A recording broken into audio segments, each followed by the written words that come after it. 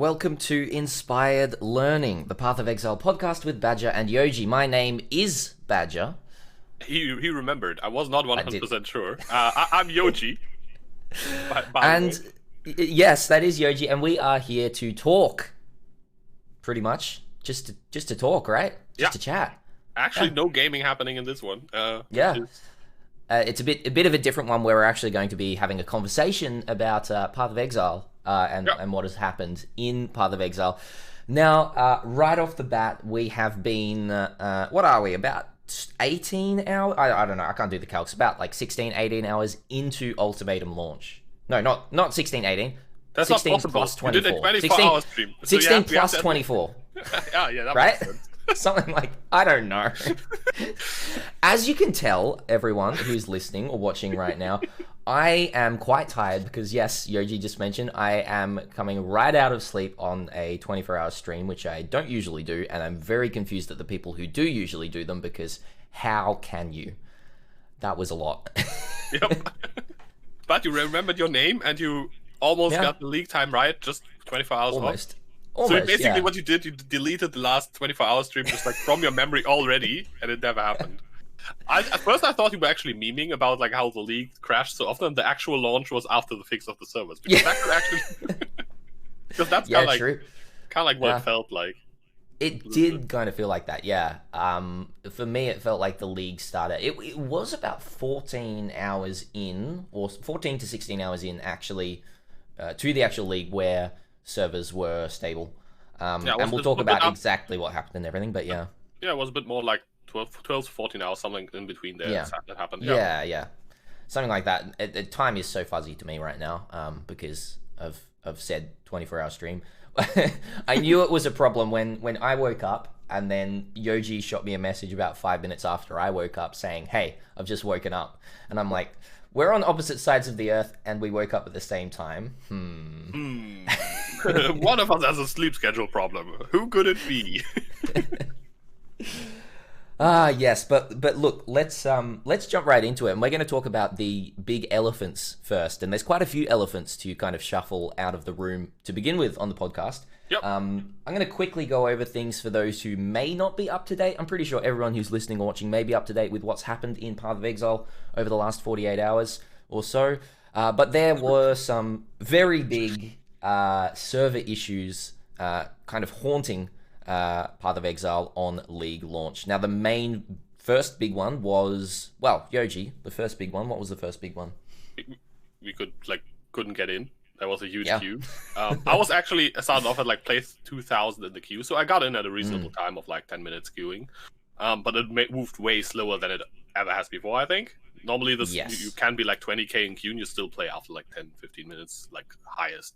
Like usually way lower, but we couldn't get in. It was super omega slow, and then when I disconnected, so I was like, I had a disconnect in game, and that was before anyone know there might be future disconnects. I was like, oh, random DC, let's see where I'm in queue. 110,000, and that's when I decided to go to bed because the queue still moved this slowly, and PoE had the Path of Exile Twitter account had posted, the queue's moving slow, we're working on it. Now I called it a night and took like my good 7 hours of sleep. But that was not even the end of it. That was just that was just the start of it. Just the start. I got in. What was I in queue? I think I was like 4,000 in queue. So I got in relatively quickly as well, maybe like 10-15 minutes in. Or it might have been more than that, because the queue was going very slowly, and had a lot of people saying I'm 60,000 in queue, I'm 80,000 in queue, and it was chunking down really slowly. I got in and I kind of I knuckled down and started playing, and I don't think I had to disconnect for a while, and all I knew at that point was things are going really slow. The queue's going really slow. I think it turns out that the slowness was to a oversight with not migrating old ritual characters to standard, and so they started migrating when the Ultimatum launch went live, causing crazy back-end kind of just traffic jams of I'm not a tech person myself, but it's safe to say it caused slowness. And then I think what they did is they disabled the migration for now, so they can like get people in. Yeah. And once people got in, so like roughly when I woke up again, I was like, oh, cool. Oh, the queue is fast. That's nice. Hey, I'm in. Let's see what happens. And I tweeted like, let's see if Path of Exile is playable again. And I got like basically 20 replies being like, he doesn't know. It's a trap. Don't do it. Don't start. But we did. And yeah, you were kicked out, disconnected every like 10 minutes or so. Everyone was just booted out, then went back in. The queue was faster now. Yeah. But you were booted out again 10 minutes, and there were rollbacks as well. So whenever you completed an instance, you don't know how much progress of the instance you would save. If you would keep any items you found, if you would keep any waypoints you clicked, if you keep killing any bosses you killed. And honestly, I had a blast doing that. That was so hilarious. We actually, like, it was frustrating, but at the same time, it was actually hilarious with chat to go through this and experience this. Because whenever we're just memeing, we're having fun, we're just laughing our asses off and trying to make the best out of a dumb situation. But yeah, and we had over on my chat as well. We had quite a good time as well. But there are some interesting things to talk about with that around streamers and normal players to the game and sponsorships and GGG's approach to this whole situation, because right at the front of everything that we're going to talk about here, I think a good thing to say is mistakes happen. Mistakes do happen with things like this, and mistakes have been made and have happened at the start of this league launch, which have caused some pretty big issues, and we're going to try and tackle them with as much of a kind of reasonable criticism as we can, I guess, today, with both of our thoughts. Yoji and I haven't talked beforehand about everything in this, so it'll be interesting to see each other's thoughts. I guess the first thing I'll mention is streamer priority, because it kind of bounces off the end of the really long queue times. Graniger Games decided to fairly quickly to kind of save, and this was mainly their explanation was mainly to do with sponsorships, to do with paying people quite a lot of money to play for the first 2-3 hours of Path of Exile Ultimatum's launch, and that was basically throwing money down the toilet if they were spending those 2-3 hours in a queue time. So they decided to get just a bunch of people, basically their big list of streamers, like this it's just reading what Bex was saying in a Reddit post. It's basically their big list of streamers plus sponsored streamers. They just got them together and like some streamers, and then just put them in a priority queue.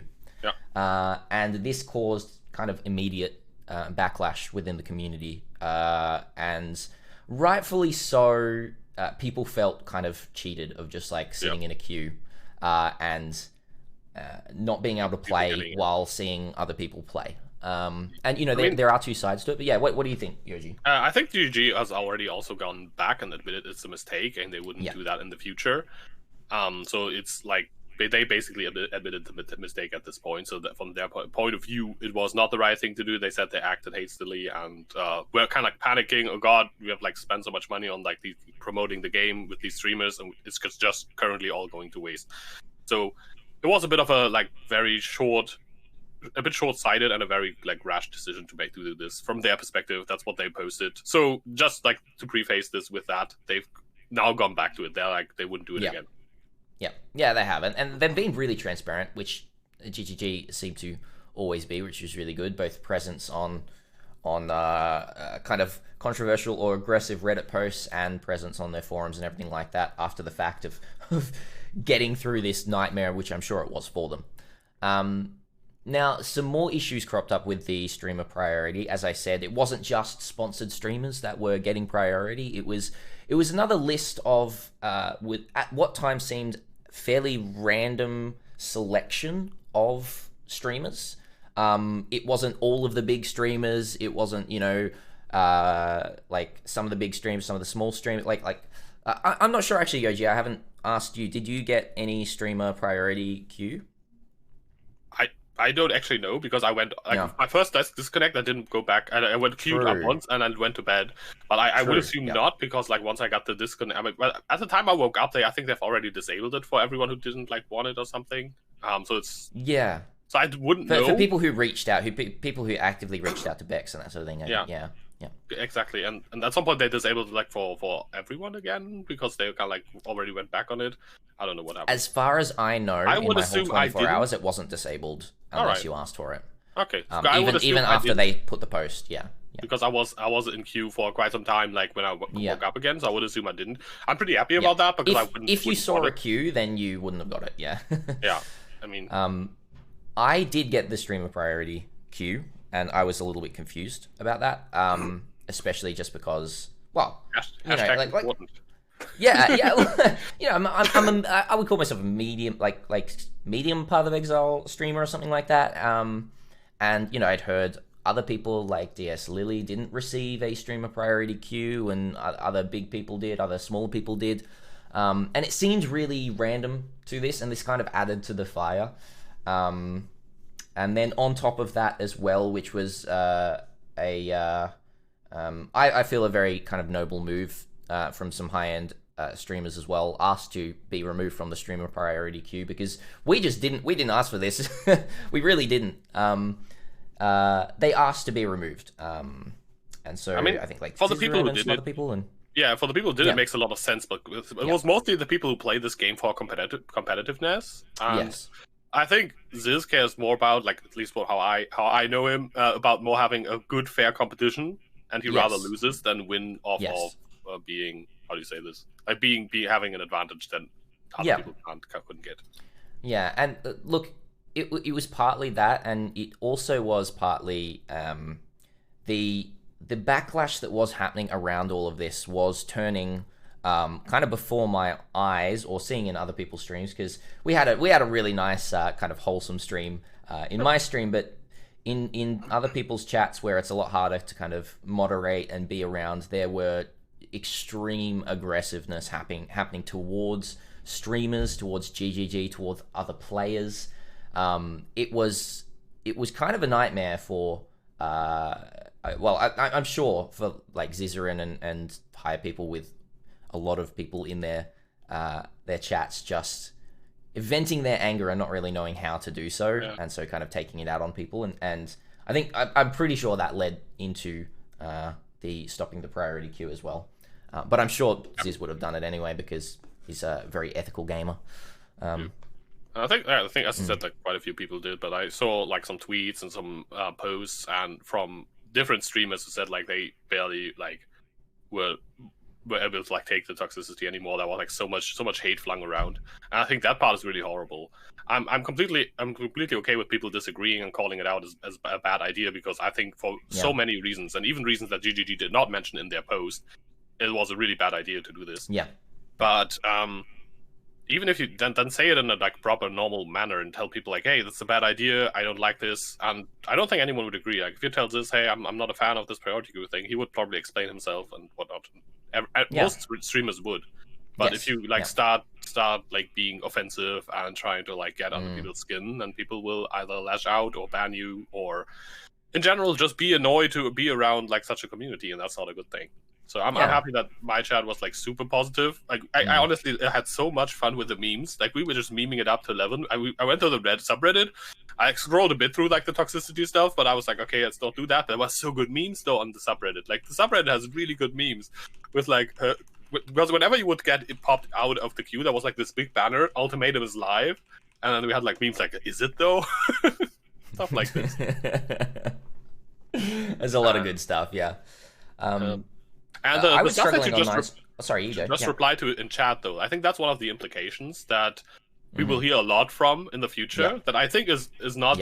I think is still BS. But so what you just reply to is like what this scenario creates. We've now seen that grinding gear games have taken one time. Obviously, like we know this for a fact, have taken like an advantage to streamers, right? They've been like, okay, there's streamers who play our game, and we know they know that it's good for the game if a lot of people play, it's a lot of exposure and stuff for the game.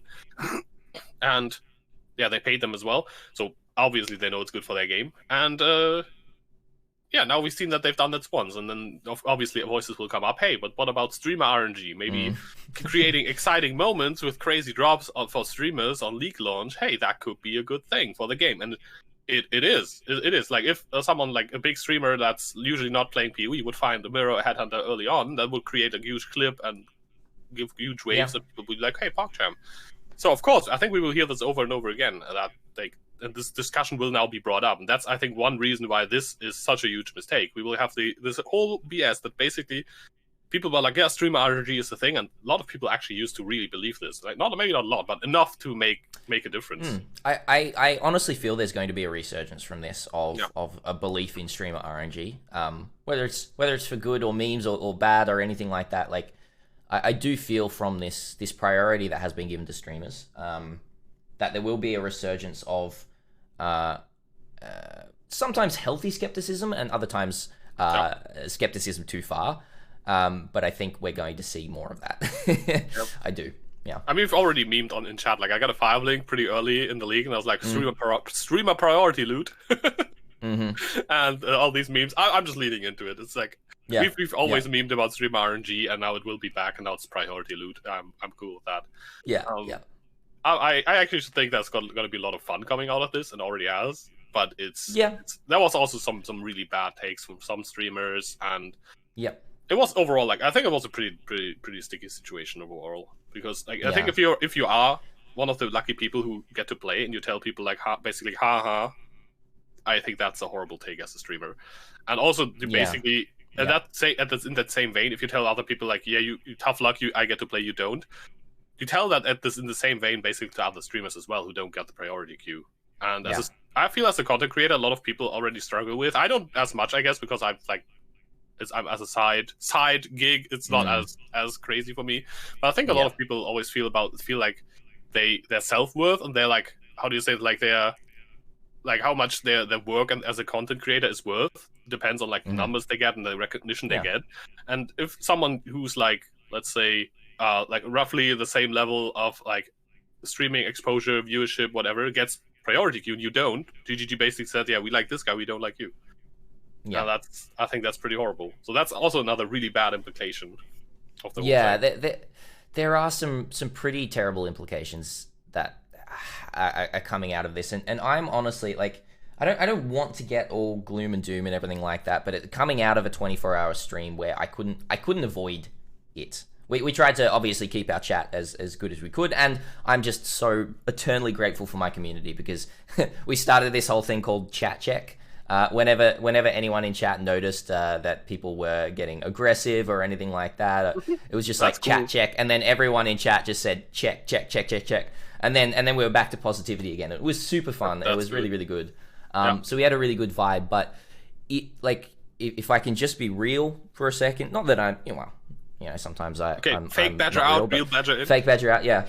I'm emotionally exhausted, and not just from the 24-hour stream, not just from this league launch, just stuff that's been happening in the past 2 months with the community and lashing out and outcry and attacks and everything like that, and it is really getting to me. And like I want to be real and say that as a content creator, it's becoming harder to get up in the day and make content for Path of Exile, just as a sentence. Like, it just is, especially someone who does this full time. And I don't know what to do about that. Maybe that's a me problem. Maybe I should find something else in Path of Exile. It's getting tougher. It is. Like, whenever the community, parts of the community are, like, very, like, I don't know, toxic, negative, it's like really kills motivation a bit, because you're still making content for the game, but if, like, a lot of the stuff around the game is getting worse, like the whole atmosphere around it, that doesn't really help you want to make content. Because I think most people just become content creators because they're passionate about the community, and I think for you especially, you're more about the community than the game, like, ever. That was always your thing. And I know it's not this. Like, I'll just quickly say, I know it's not actually this, but it's starting to feel like a Sisyphean task of just, like, pushing this kind of positive community boulder up a hill and then just it rolling down again. I'm like, but honestly, you're building a positive community, like, around your stream, as you said, like the whole, like, chat check and, like, not if your community, like even though you had priority queue, did not evolve into like complete toxicity, I think you are doing a really good job at building a community. That's just The one last thing like I would mention on that as well is because I was asking chat a lot and all this kind of stuff. I didn't ask to be taken out of priority queue. Yeah, I know, right? Controversial, right? I made the decision as a streamer to stay in priority queue. And this was actually mostly influenced by chat. My chat saying we just want to watch someone play while we're waiting. One more person being put in front of priority queue isn't going to change my queue. Now, that's not representative of everyone's viewpoints on this, and I respect the other side of the viewpoint where it is unfair that I was getting to play, right? It is.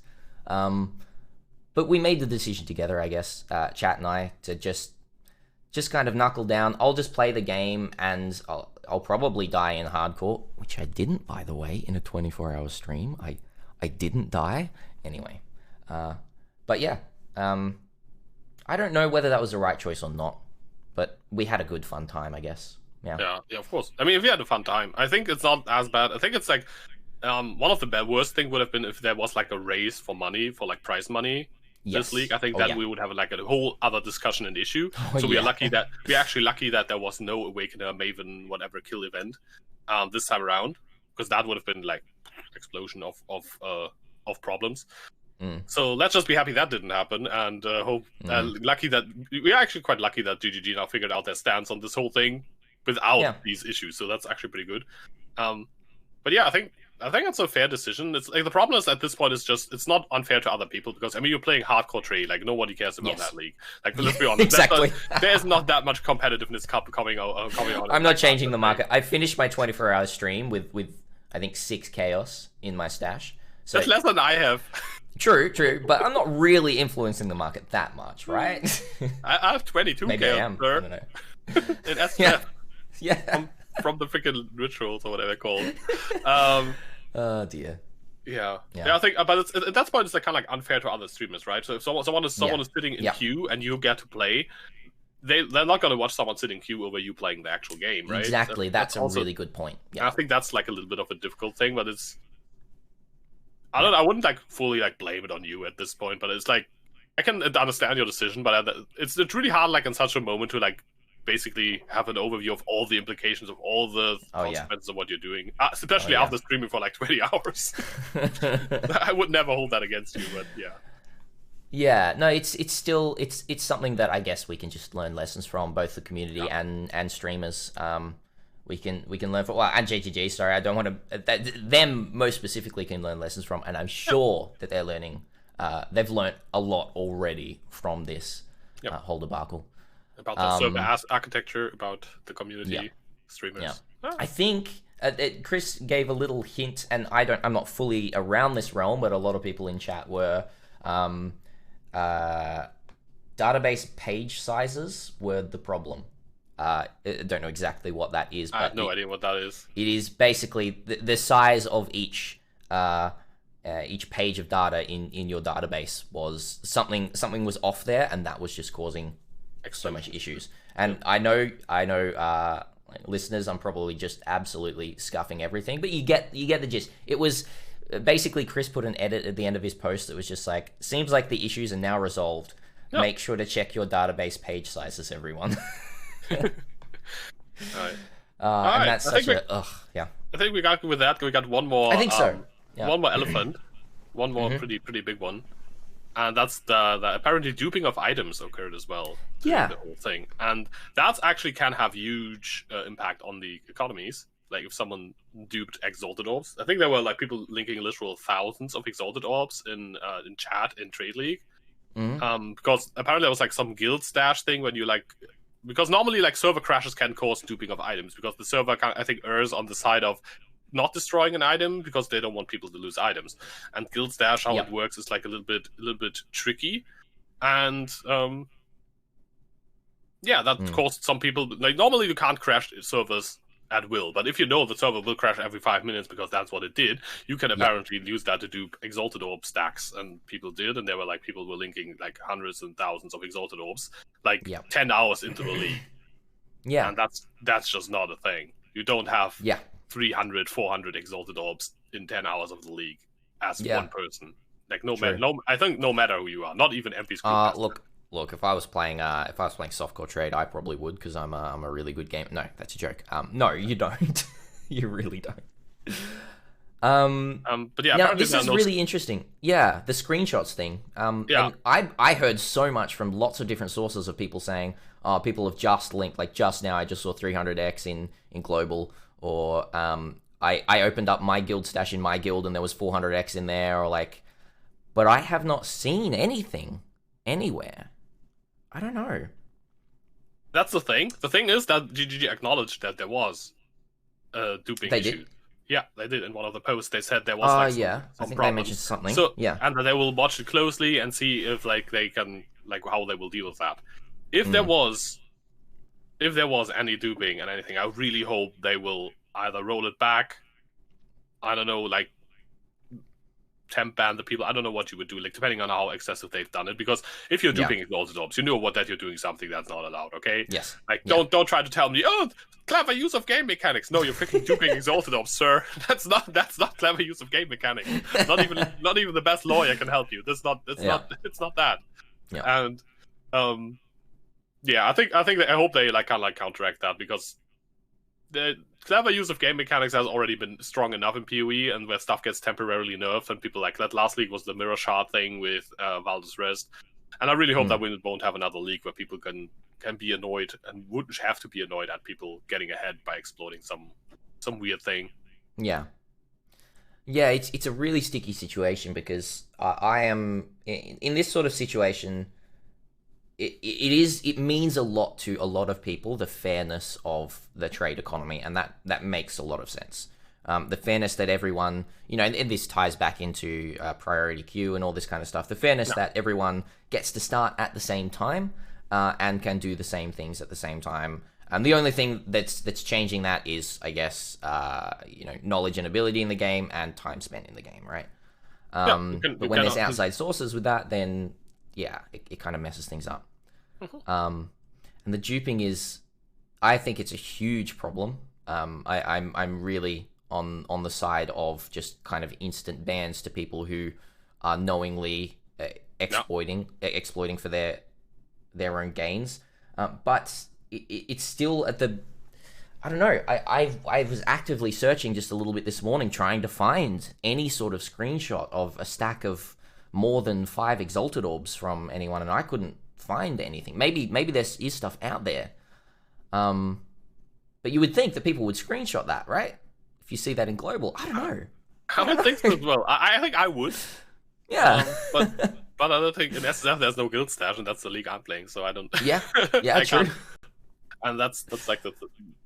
I find it hard to tell, but if I just want to say, if there was something, I hope they do something about it, because it's the same issue as you said, like not having an even playing field. That's what leagues are about. League starts. That's why everyone gets excited. On top of the new content is have a fresh start, to start out, to like see where if they can get ahead a bit of the economy in trade, or of their friends at least, in like private league maybe. I think that's cool. Yeah. Someone's just like, okay, I just like cheated myself like 500 exalts. That's not cool. And I can like screw up prices and stuff as well. Yeah. Very much so. Like it'll be interesting to see whether we see something in the economy. And look, the other big kind of side elephant in the room with all of this. We have a side elephant as well. It's getting out. We have a side elephant. Is like, I don't want to bring too much light to it, but it does have implications, because there is unfortunately a fairly rampant RMT market in the path of Exile. And something like this is detrimental to the economy and everything like that, and hoarding, and it's just more profit for these kind of people if they've taken advantage of it, right? And that can lend to people that can lend to the idea of people not sharing screenshots or anything like that about it, right? Because there's either some sort of in-game benefit that they're getting, or out of game benefit as well, which is really rough. Yeah, that's true. All right, I think about the most of the elephants, right? Or we did. I guess the last one on the end of that. I know we've been on elephants for 30 minutes. You would think we're a nature podcast at the moment, or but rolling back the league. A lot of people yes. have been talking about wanting to roll back the league and start again, basically, because of all of this talk about duping and everything like that. If it were the case, I don't know, if it were the case that we found out that there were hundreds of thousands of Exalted Orbs out there, or even thousands of Exalted Orbs out there already that have been duped, what is your opinion on restarting the league? So I actually ran from a poll SSF, actually. So, a poll in my chat. Yeah. Restart league. I mean, the first poll I trolled people, and then people got like really annoyed. I was like, restart the league or keep your progress. Is it like? And then the answers were yes, no. and took people down like, wait a second, this doesn't make sense. The second time we could like expect the proper one, restart the league, and it was about a third of the people who said that yes, I would want to restart the league. Third of the people said no, please don't restart the league. I want to keep my progress, and a third of the people said I don't really care either way. Yeah. So that's about as divided as you can be on the issue, I would say. Yeah. So Yeah. No matter which decision you take, you basically have a third of the people who really dislike it. Yeah. And then you have a third that kind of don't care. Maybe they're like 50-50 on the thing. Maybe some would keep playing, some wouldn't. So you kind of like cut your population in half, I would say. So it's probably a pretty bad thing. And I don't think that people would quit as much of a non-reset. I don't think many people would quit, but I think some people would just stop playing the league. If they restarted it. So I think that would be a horrible decision unless something is like actually technologically broken. I think they've done league restarts in the past after like an hour or so where there was like the server was borked and they had to like do some restarting, and there was also stuff where like I think like a handful of people could play and everyone else couldn't. There was also sometimes that was really funny. I think I watched Taki Cat time. We actually got in and played, and there was like 2 people in town at league start. So I would say don't do it, especially if they wanted to do it. They would have to do it like after 1 or 2 hours, and not after 12. That's the 15, thing, yeah. 20. We were talking about it in chat. It was getting around the 9 to 10 hour mark. It started talking. People started talking about around the 4 or 5 hour mark of like, let's restart the league. And at that point, I was like, look, yeah, let's do that. Like 4 hours in, look, I have only made progress to I think Act 2 by that point, or so Act 2 or 3 by that point, or something like that. I'm like, yeah, sure. Like servers are borked. Seems like people have been duping. Let's do it, right? Got to about hour 9 or 10 where a lot of people, a lot of people are still in queues, but some people had progressed a lot more, and the league just in general had progressed more. And just the further you get away from that starting point, the exponentially less sense it makes to restart. I mean, at that point, I already had items I was attached to, and I would have really been annoyed if I had to restart over. Like, I was only in Act 2 or 3 or something, but I already was invested into my character. Yeah. Like, just to address what, there's a bit of a conversation happening in chat at the moment, like, would it affect the casual player more, or the what do you call them? The big players, players who play a lot. Who would it affect more if we were to reset? And I really think it would just completely ruin a certain subset of players who do take maybe the weekend off to play Path of Exile. Even if you've been in queue for a long time, you've had a bit of a progress, and you're kind of slogging through it, and you've started to move. And the queues have dropped down, you've started to play more, and if then a reset came around for someone like a casual player who's just playing on the weekends and really enjoys this league start weekend, if that comes around, are you going to start again? I wouldn't. I probably just would drop. I'd be like, let's go for next league. Right? I mean, I wouldn't have. If they restarted, I would just skip the league. I think. And yes, it's only like a few hours, but honestly, I'd be like, I really don't like leveling. Okay. Yeah. Really don't like it. I only play like 2 characters in the league for a reason. Yeah. And for someone like me who plays a lot, I'd just be like, sucks. Start a new character, right? Yeah. Because I play a lot and it's what I do. So I really think it would affect a vast majority of people who play this game casually and play this game just for fun, 1-2 hours a day, 2-3 even. It's. I think it would be, and as you said as well, we can argue who would it be best for, who would it be worse for, but the main thing is it is divisive. And I think not restarting is just less divisive than restarting. I think so as well. I think that's like yeah. what it comes down to. Like what have more people have a problem with, and I think restarting would be a bigger problem than not restarting. That's like the easy conclusion, I think, is that. Yeah, definitely. I do agree. Yeah, I think we've finally shuffled. I think we're out of elephants. The large mammals out of this house. By the way, how do you call an elephant's nose in English? I don't know. Trunk. Really, a trunk? Okay. A trunk. Yes. That's an interesting word. What is it called in German? It's a Rüssel. Ah. That's also an interesting word. That's why. It's also interesting. I haven't heard that one before. Obviously. Yep. Yeah. Okay. Well, let's talk about some stuff that we're excited about and the league itself. First of all, Yoji, what are you playing on League Start? I'm playing a Bleedstorm Corrupted Blood Gladiator. Yes.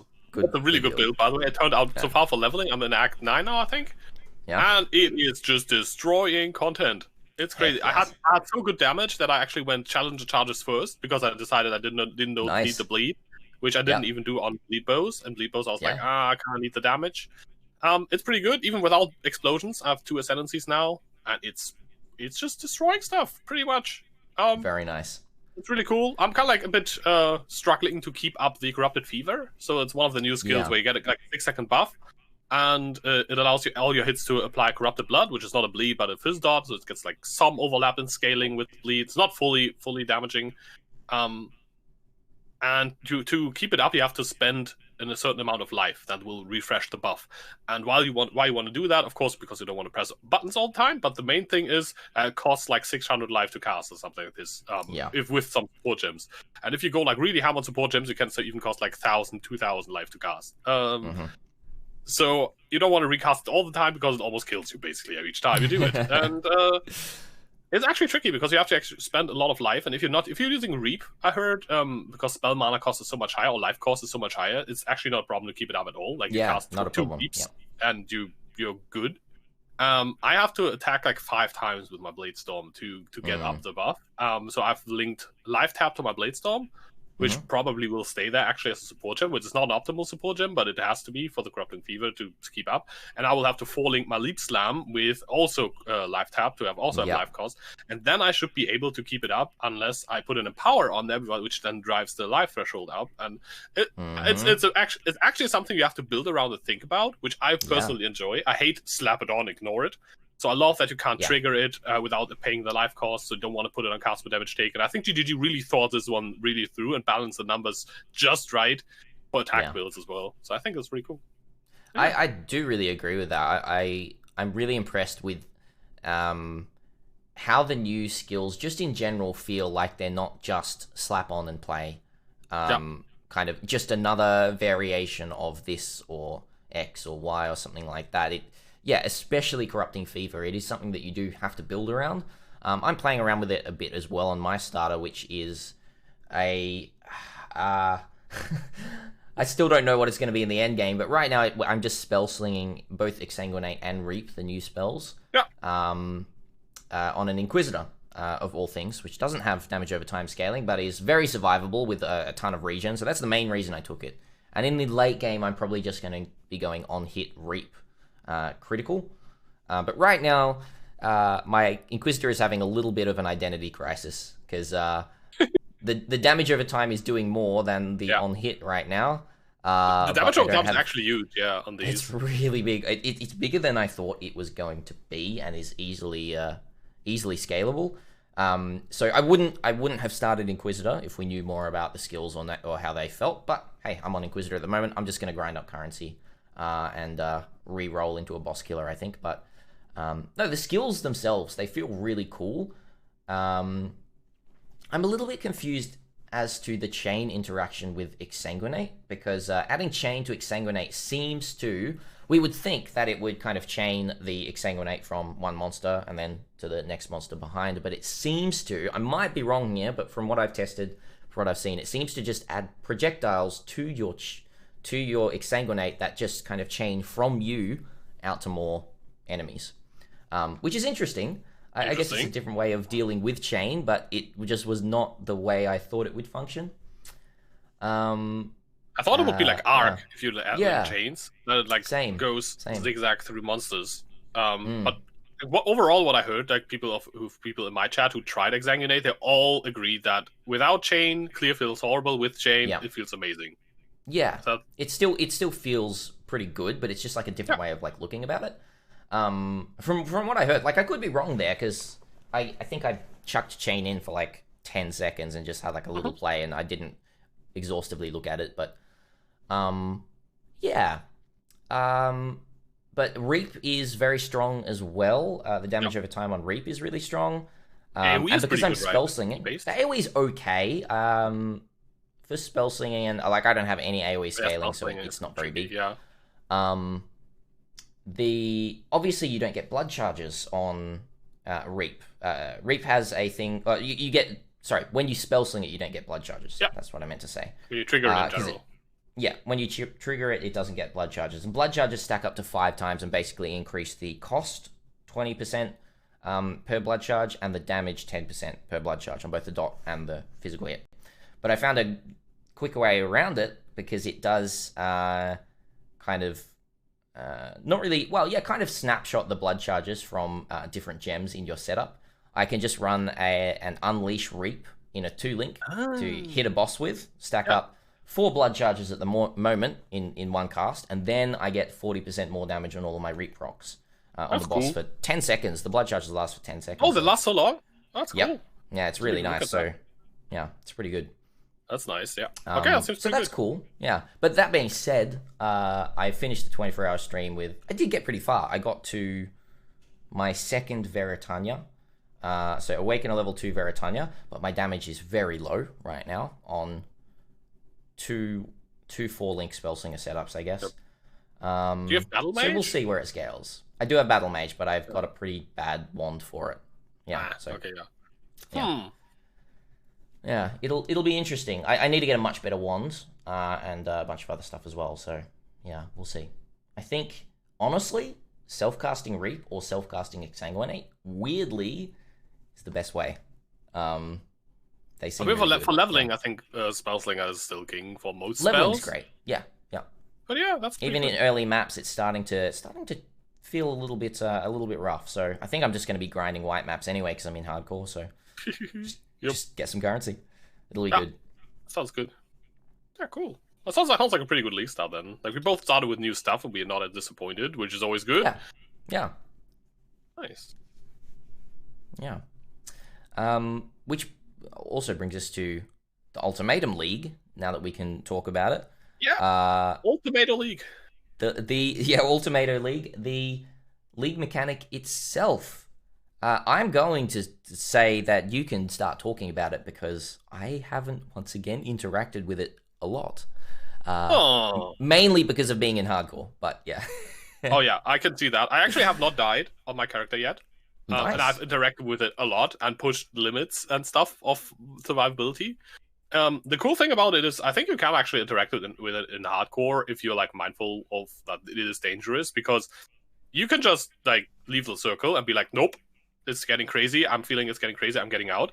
And there are actually failure states, a lot of them in the mechanic that are not death of character, which I think is really cool. There are like certain mission types, like protect the altar, that can fail you. There's this ruin mechanic where you get like a stacking debuff, and when it hits 7, you fail the ultimatum, but your character doesn't die. So I think that's like one of the things that's in hardcore is really cool. I didn't take the ruin thing in hardcore because I thought, like with ruin, I thought that meant that you would just get one shot and dead, and so I've never touched that yet. I was like, nope. But okay, that's good to know. That's good to know. I tried it, and if you get 7 stacks, you fail the ultimatum, and you will get mocked endlessly by the taskmaster guy. What's his name? The trial master, the SAS trial master. Yeah, the SAS master. The SAS master. Yeah. But that's really it. No, I think my first impression is I'm quite positive about it. I think it's a really interesting mechanic. I love the choice-based system. I love the rewards seem really fun to interact with. It's another different reward system than we had before, and I think that's cool. And I think what really makes the league for me is the freaking NPC who says, like, he either mocks you if you like lose, or if you win too often, he will also get really pissed at you and really annoyed. He's like, yeah, it's you again. Come on, yeah, win the thing. Let's get over with. Like he's always annoyed at you. He's annoyed because you keep winning, and he's like failing at his job, and you remind him of it, or he starts like endlessly mocking you. It's the 1-round challenger again, huh? Dude. Yeah, this will be quick. One as well is one that, look, I've got the first round challenger a lot because, as I said, being on hardcore. I've not been doing them much. Now, the main reason here, and this is a downside of the league mechanic for me, but it's just a downside for my own kind of cautiousness, I guess, and they want you to take risks, but I don't want to take risks with my hardcore character, no thank you, is I see the reward, and if the initial reward is not something that I want, I won't push through that reward to see the second reward, especially on hardcore. I would be doing it on softcore. I'd be trying to push them. I really would. It'd be lots of fun, but playing on hardcore, it kind of doesn't make sense for me to risk myself and then make the second one more dangerous because, I don't know. There's been some, even just in first maps, like if I'm doing the first part of an ultimatum, there's a lot of mobs in maps. There's a lot of ultimatums. Monsters, yeah. Also a lot of rares, overlapping auras, the whole deal. Yep, it's crazy. So I'm really cautious of them. So I wish I could say more about it, but yeah. So on the Trial Master, he's just constantly like, this will be quick, or the first round challenger returns, and by the end of my 24-hour stream, I was just like, fuck off, dude. Come on, I don't want to die. Just stop it. Stop taunting me. What it actually does is it makes me want to like push to the end just to show the freaking Trial Master off. I was just about to say, he actually eggs you on. Yeah. Like no joke, and I can see the psychology of what is happening there, and it's such a well-written character and such a well thought-out mechanic because it makes you like want to push further than what you might think that your character can do just to show it to that dude. Yep. And I think that's really cool. I love when like game mechanics and like the lore and the characters kind of like intertwine and work well together. And that's one of these moments where the mechanics idea is like, you want to push further for better rewards, and like the game mechanic itself tries to entice you, like, hey, you can take one more modifier. And the Taskmaster, the guy, what's it called, the SAS Master. He's the Trial Master, right? I always call him the Taskmaster, which is completely wrong. Think, Trial Master or Chaos, I think is what. Chaos Clippy, called, that guy. Yeah. And he's super cool. I think that's really cool. I think that there's there are like some strategies actually as well in picking the rewards. I don't know if anyone else has caught on, but I found whenever I see a mechanic that I find easy, I pick that at level 1. So I try to stack up a lot of level 1s first. And just always pick the easy ones. There are also ones that I think are not too difficult that only have one stage. So whenever I see them, I pick those because they're unlikely to reappear. Because what happens is all the ones that you already have, they are more likely to reappear. Yeah. So I think the best strat that I found so far is pick a lot of level 1 ones. And whenever you see something, for example, I find the lightning ones I don't find too threatening. They're pretty good to avoid and pretty I don't know, you can like foresee what will happen. It's like they won't surprise you. The cold ones I feel as well are pretty good if you have a chill flask and freeze flask. The miasma, one of the better ones. The Quinn 69 one where you do 0 ZDPS for 2 seconds. I think that one is pretty good as well. And then like depending on your build, some other ones. For example, for my build, I'm only spending life. There's one that says like you take 1000% of your mana cost as lightning damage. I have one skill on mana that's Enduring Cry that costs 20. I'm cool with that. Also, your projectiles fly in random directions. I don't have projectiles. Yeah, so I always take these single ones. Also, smaller arena is actually not that bad. I thought that would be worse. It's not that bad. It's not that bad, yeah. I think I have to let a cat out. Hello, cat. It was annoying in the tier 1 map Pen. That got really crazy. And as Yoji is going to deal with the cat, I'm going to now interview Yoji's chair. So Yoji's chair, I know that we've talked about Ultimatum and our own experiences with the league mechanic itself, but how is the league mechanic for you? Oh wait, never mind. Thank you very much, Yoji's chair, for that interview. That was really nice. Nice. And now Yoji's back. Yeah. I had to let a cat out. She was kind of like trying to run up the walls already. So nice. Yeah, what was I saying? I don't know. I just went into the chair bit and then I forgot my train of thought, so we're good. Chair's pretty good at stuff. Like we should have it as an official guest at some point. Yeah, I think so. Yeah, that would be pretty good. Yeah, I guess we talked about like the risk versus reward and everything like that, and it is really interesting that you do feel like you want to push further than what you think you might be able to do. But yeah, like I'm feeling. I don't know if it's just because I'm in hardcore.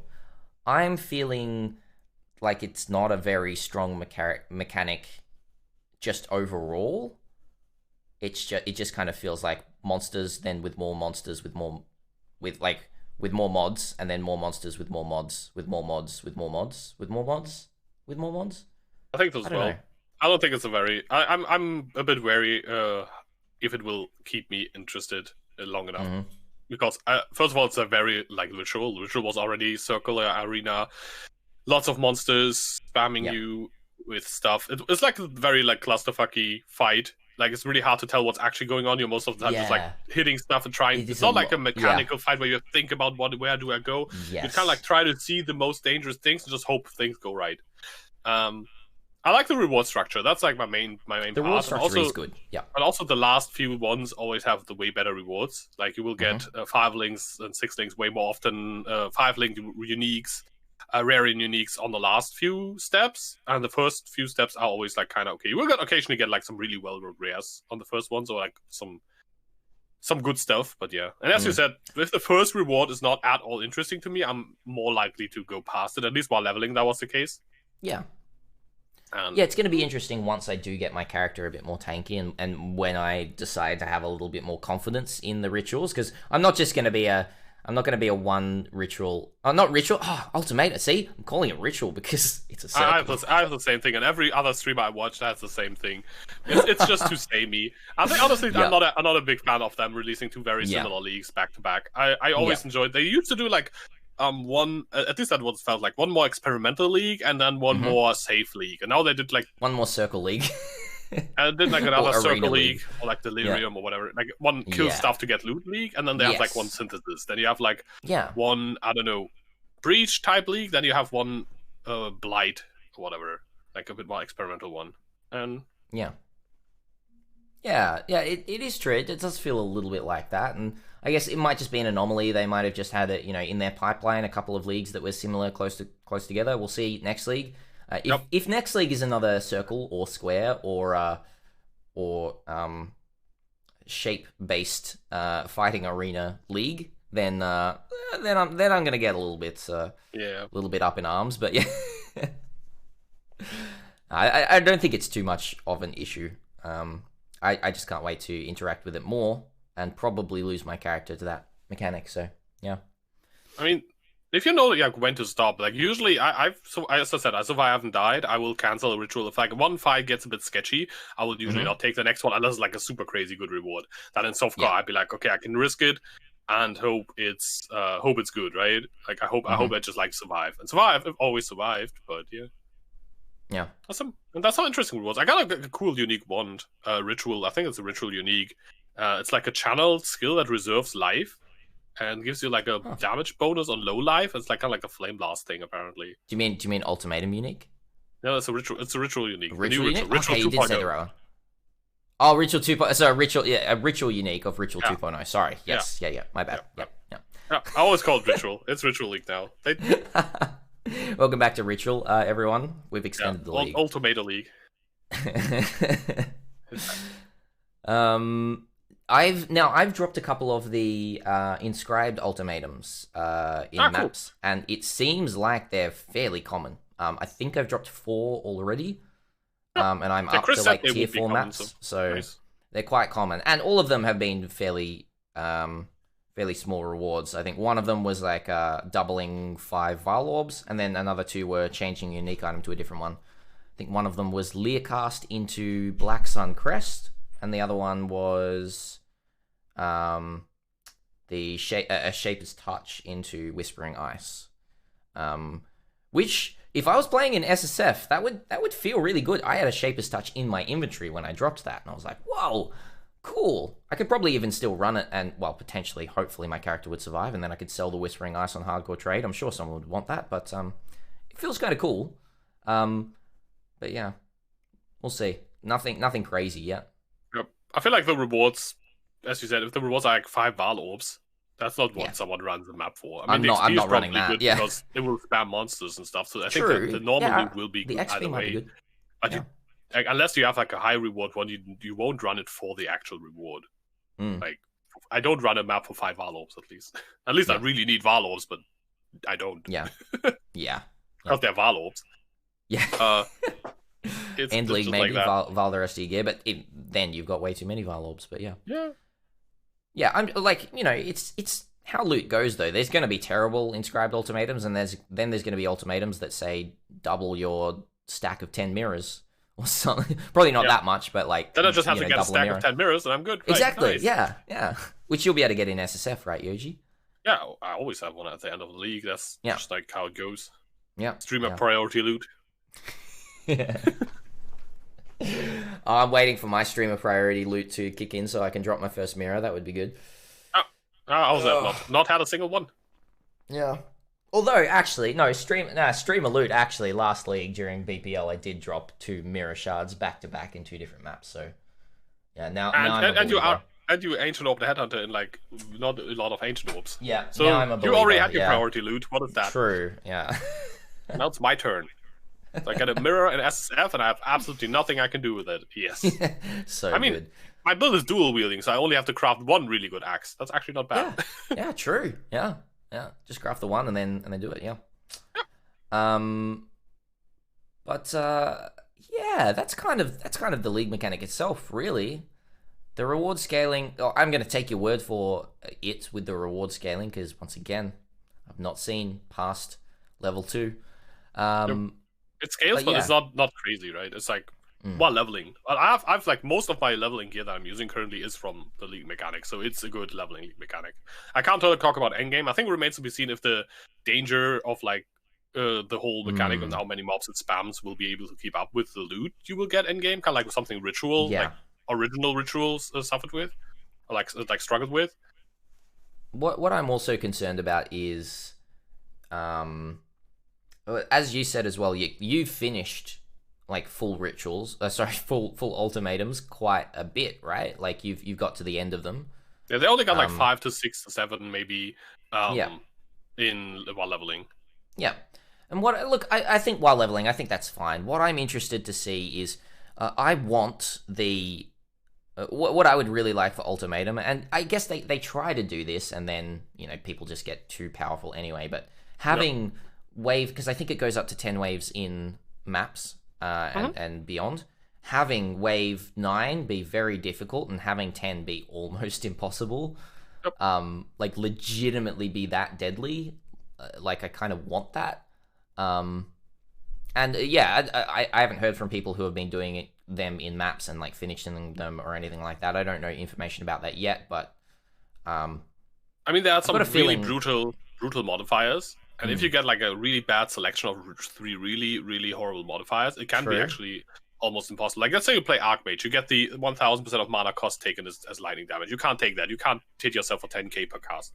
So then the next one is, there's one that says, whenever you activate a flask, it overrides all your other flasks. That's really horrible. So if you're an Archmage build, let's say you're still the same build, you get that, you can't override your mana flask with every other flask. You're basically stuck with just a mana flask. And whenever, even if you life flask, it disables all your flasks. So that one wrecks you pretty hard. And there's something like, oh yeah, by the way, 30% of your regen of all sources is disabled. Or there's stuff like, your flask hinder you by 50%. You get overwhelmed so quickly by that. There are some combinations, if you get these, they can wreck you. So yeah, true. And you will eventually have to pick like one of the bad ones every now and then if you want to push to 10. So I think I can see that actually being pretty difficult. Plus just a crap load of monsters. But it's a headhunter mechanic. That's something I'm worried about. That's the thing. It is. It's a headhunter mechanic, and you can do them relatively quickly and then select the next one really quickly. Like you just click, start again, spawns mobs, which keeps your buffs up. And We are going to see another headhunter meta in the end game. It's just what we're going to do. Yeah, exactly. Yeah. Yeah. So it's a headhunter mechanic, which is like I'm a bit about. But oh, by the way, talking about headhunter mechanic, if you see a soul eater in this, in hardcore, be very careful. There's so many small mobs spawn. Usually when I see the soul eater, you already has like 5 billion attacks, which just walks off to me like dead. That's the point where I just like start dropping storms, like kiting with my blade storm. Like those blade storm can like kite, which is good. If I was playing a strike skill, I'd be having problems. Which my original plan, by the way. Yeah. True, that was your original. Oh yeah, I forgot about that. So you chickened out, Yoji. No, I really wanted to. I never played Blade Storm. It's one of the few melee skills I haven't played because there wasn't an interesting build with it. I didn't want to do another Impale. And now that Bleed is viable, I was like jumping right onto it. Yeah, I just loved seeing that 108% more damage with Bleed. I'm like, oh yeah, that's good. Have you come across the new Allies Cannot Die, which is called something else now? Yeah. What do you think of it? I don't know. They didn't have many monsters with them, so I don't know what it. They popped up, they cast their aura, and there was like one drop bear next to the Devourer or something. I was like, yeah, okay, I don't care. Just kill that rare mob. Yeah, I don't know. But Allies Cannot Die is still in the game. I know. I was like, it's just. I was very surprised. It's still on totems. Yeah, it's still on totems. I was like, wait a second. It was so funny. I don't get it, but oh well. Totems apparently. They dodged all the nerfs this time. Yes. So nerfed, but not really nerfed. No, yeah. To me, it feels. I guess it's interesting. There's probably going to be annoying moments where someone might die to, mobs getting invulnerability in inopportune moments to one of those or something like that, and they can't kill the rare. But so far, to me, like even in maps. Even with quite a lot of mobs around it, that new mechanic of, I think it's just like a 1 second aura every 5 seconds or something like that. I don't know, some sort of timed invulnerability aura to monsters around them. It feels fine, because I could still get to the rare and kill it relatively quickly. I don't know. I could see it getting kind of crazy in bigger packs if you engage at the wrong time. If you initiate combat with the pack at the wrong time, it could be deadly. If you like leap slam in and like I don't know, play EQ, like bonk, and then suddenly everything's invincible and they smack you.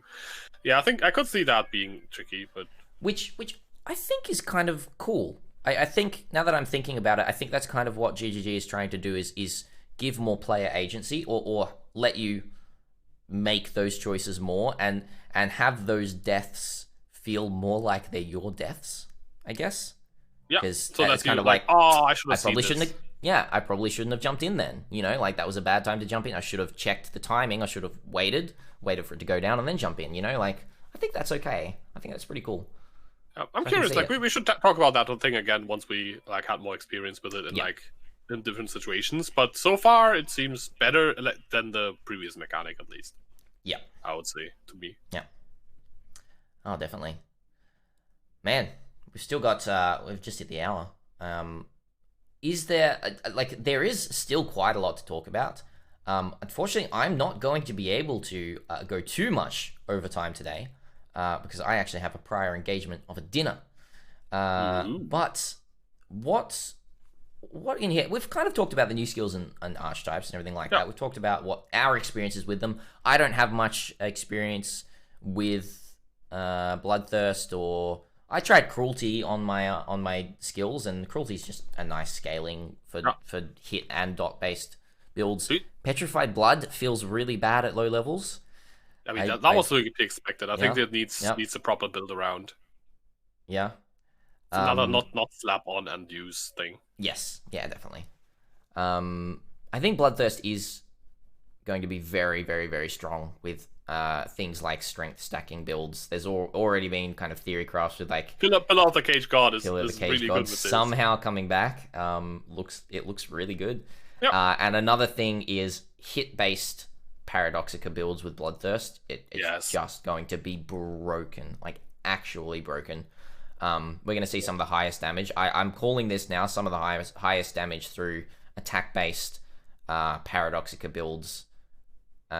This league, I think The combination between those two seems so crazy, but oh well. Also, yeah. another one, Void Forge. Void Forge as well, yeah. I've done some theory crafting around that and around Pillar, and Void Forge has ridiculous numbers when you like get like 200-ish flat. That's pretty ridiculous. Yeah, it's gonna be interesting. I think my second character, I'm thinking about General's Cry because it's still very strong. Yeah. But the whole thing that I'm doing on my first character is farming a Paradoxica for that General's Cry. But I might use... now like can it drop everywhere now, or is it still? No, that is still Betrayal. That one. That's still Betrayal. Okay. Yeah, and a lot of people think it drops from Katarina. It doesn't. It doesn't. It drops like from the safe house bosses, right? A lot of people like they've been asking me like, oh, so you're gonna be farming Katarina? I'm like, oh no. It's like any of the safe house bosses. No. So even though Katarina is like juiced up, I'm not gonna be running Katarina until I get that Paradoxica, which makes me a little sad, but oh well. Yeah. We'll see. Yep. But yeah, what else is there? I talked about Reap and Exsanguinate. Corrupted Blood, we talked about that. Petrified Blood, I think it's going to be okay in the end game if you get good levels. Life Tap was mentioned. And the Blood Magic Gem, Arrogance. I'm using, actually, it's kind of really, really nice, but I'm just using Arrogance with Vitality, because Vitality has a pretty low mana cost, effectively, to other things, and I've got a pretty high life pool. And then you also get buff effect. And so on an Inquisitor, I've just chucked the Arrogance and Vitality on my life. And it's really nice, really strong. I like lose like 300 life and I gain so much regen. It's really nice. It's good. Seems actually pretty good, yeah. I mean, 300 life can kill you in hardcore, like missing those. True. But it's so much regen. Especially, I like that it has aura effect now on it. I think that's a really good thing. But I think the life modifier is a bit higher than old blood magic at max level, so they kind of make up for that. It is, yeah. At max level, it's like 201%, I think, and blood magic is like 197 or something, or less. I can't remember. The effectiveness, I like it. The effectiveness is good. Yeah. Yeah. And then, really, I don't know. You've got here kind of like nerf notes. I got the rest of the patch notes if there's like anything we still had, and like the Path of Exile 2 announcement because we haven't talked about that yet. True. We haven't because we missed the other one because someone was asleep. Yeah, I don't know how that happened. I don't know if I have anything really to say. I probably would have had last like before the league started to say about the nerfs and everything like that. But right now it's kind of like no one's talking about this kind of stuff. No one's talking about Harvest. No one's talking about nerfs to skills. I don't know. Yeah, I think we've already forgotten. Yeah, I'm overall, that's kind of what I expected. That was my takeaway. The nerfs will eventually, when people start playing the new cool stuff, will not matter as much to people. I think a lot of people ask for a bit more buffs. I think that's something. Like a few more buffs to like underused mechanics, or missed a few Val skills. Like a Val Glacial Hammer is something I think some people missed. Like why not give it a bit of extra love? It's not when you're already going over Val skills, stuff like that. But there was some really good Val skill buffs, and there was some. Yeah, I'm just playing Bladestorm because that got buffed, and I thought that was cool. Yeah, pretty much. Yeah, one of the more significant buffs I think we saw was Bladestorm, so that's what my attention drew to as well. Yeah, definitely. Other than that, that's kind of like this. Path of Exile 2, maybe we talk about that later and like another episode again. Yeah, I have quite a bit to say about that, but also like unfortunately, this is the one time that I can't stay around. It's also still so far away. We still have enough time to talk about PoE 2, right? That's kind of like my take on it, because PoE 2 is still so far away. It doesn't feel like it's as urgent to talk about this, but there was some cool stuff to talk about and to that they showed, so that's cool. Yeah. Definitely. Yeah, basically. Well, what is your biggest... We'll end with this. What's your one biggest takeaway from Path of Exile 2 announcements? What did you like the most? What I like the most... I always loved hybrid playstyles of, like, let's say, mixing spellcasting with minions, or ranged with melee, or melee with casting and stuff like that. That's always what I love the most about Path of Exile. It's never, like, been super viable in a lot of cases, aside from, like, Caster Grid or whatnot. So I'm really excited for Spears. I think Spears hopefully allow us to scale range attacks and melee attacks with the weapon type and have a cool, like, mobile dashy playstyle. I really hope that's going to be. Really hope that's going to be a thing. That's viable. Yep. That's my take. What's yours? Bolts. More character voice lines. Yeah. Bolt. Bolts. Armor piercing bolt. Permafrost bolt. No, full anime now. You announce your attacks every time. Jokes aside, more kind of changing environment or destructible environment. Well, I don't know. We saw one of the boss fights where there was like, things falling from the ceiling and opening more light and everything like that, and that actually interacting with the mechanic itself. That was just a really, really cool look into how they're elevating gameplay in Path of Exile 2. I was very impressed by that, and it made me very excited for just bosses in general in Path of Exile 2. So, yeah, we'll see. Sounds good. Yeah.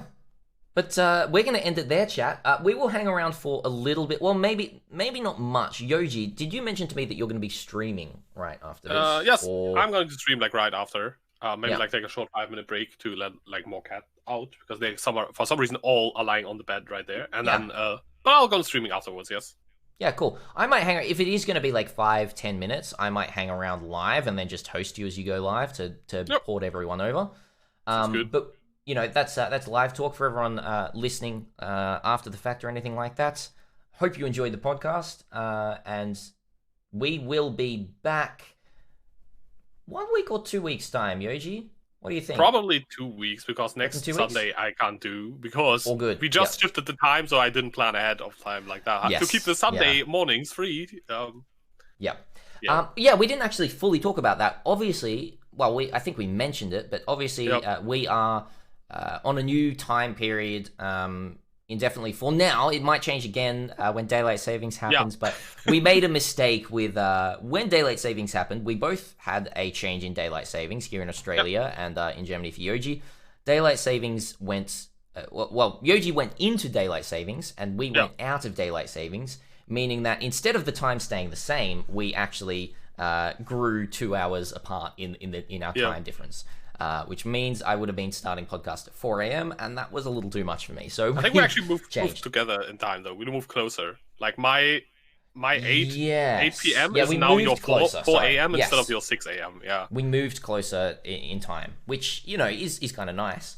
But it wasn't nice for the time of the podcast itself for me. So we're moving to this time period, which is 4 p.m. right? EU morning, and kind of like 4 p.m. for me in Australia, which is, what is this for states? That's pretty late night. That's like really rough time. But it's one time will always get screwed, and you can't do it. That's the problem with a non-flat Earth. yeah, exactly. No, but thank you so much for listening, watching, and being here, everyone. We'll be back in 2 weeks' time. For a much more detailed Ultimatum talk about all our characters and everything like that. We might mention some more PoE2 stuff. But stick around if you want to see some Yoji action in the Ultimatum League, if you're here live in chat. And as always, stay sane. Stay sane. Exiles.